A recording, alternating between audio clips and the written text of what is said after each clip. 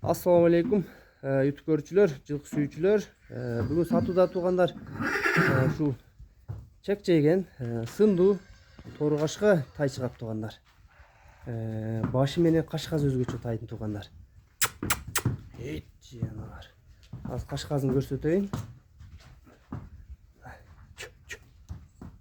Кашканы карагыла туугандар.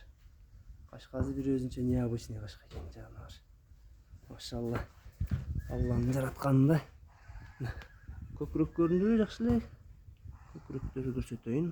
Буттары мына тырмак буттары бардыгы, туяктары бардыгы жайында туугандар. Шишиген жерлери жок, сыркаган жерлери жок. Тай жеңил тай туугандар, бирок эти дагы көрүп турасыңар арыгыраак. Туугандар, азыр баазындагы сурайбыз.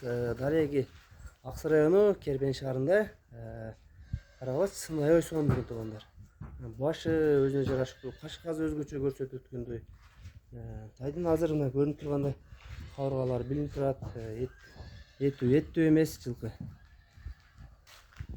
Султанке, тайдын баазын канча дейбиз?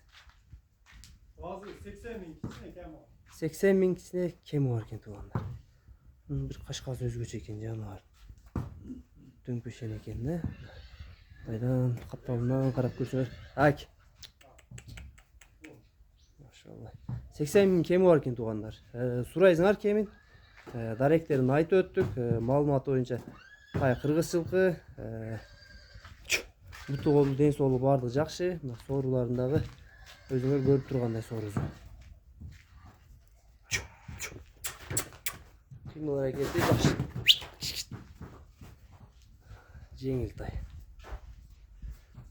Баш аябай жактырмага туугандар. Баш менен кашказ өзгөчө экен.